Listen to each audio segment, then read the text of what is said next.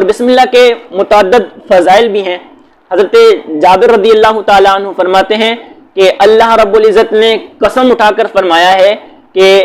میں اس چیز کے اندر ضرور برکت ڈالوں گا جس پر بسم اللہ شریف پڑھی جائے۔ اور حضرت ابن مسعود رضی اللہ تعالیٰ عنہ فرماتے ہیں کہ اگر کوئی شخص جہنم کے 19 فرشتوں سے نجات چاہتا ہے تو وہ بسم اللہ کو پڑھ لے کہ بسم اللہ کے 19 حروف کے طفیل اللہ تعالیٰ اس کو جہنم کے 19 فرشتوں سے نجات عطا فرمائے گا۔ اور حضرت عبداللہ ابن عباس رضی اللہ تعالیٰ عنہ فرماتے ہیں آقا نے فرمایا کہ جب معلم بچے کو پڑھاتا ہے بسم اللہ الرحمن الرحیم تو اللہ تعالیٰ اس معلم کو، اس بچے کے والدین کو معاف فرما دیتا ہے، ان کی بخشش فرما دیتا ہے۔ اور حضرت مولا علی مشکل کشا رضی اللہ تعالیٰ عنہ فرماتے ہیں کہ جب تم مصیبت میں ہو تو اس وقت بسم اللہ الرحمن الرحیم لا حول ولا قوت الا باللہ العلی العظیم پڑھا کرو، اللہ تعالیٰ ان کلمات کی طفیل تمہاری مصیبتوں کو دور فرما دے گا۔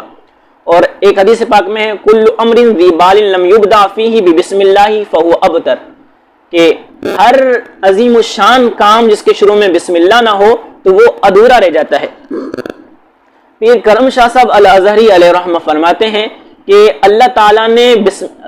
اپنے کلام کی ابتدا کی ہے بسم اللہ الرحمن الرحیم کے ساتھ۔ یہ ان لوگوں کے اعتراض کا جواب ہے جو کہتے ہیں مسلمانوں کا خدا معاذ اللہ خونخوار ہے، وہ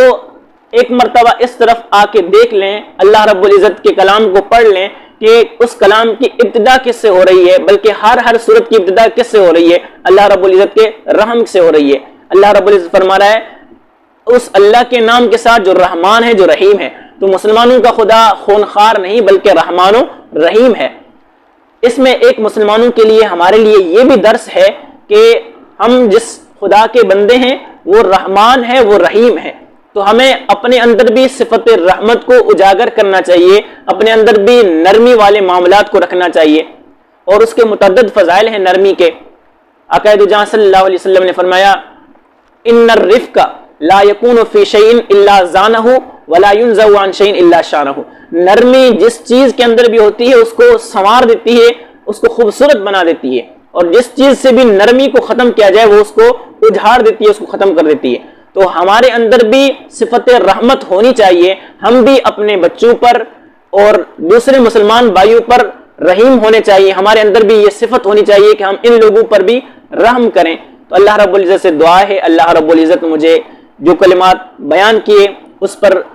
مجھے اور آپ سب کو عمل کرنے کی توفیق عطا فرمائے۔ وما علینا الا البلاغ۔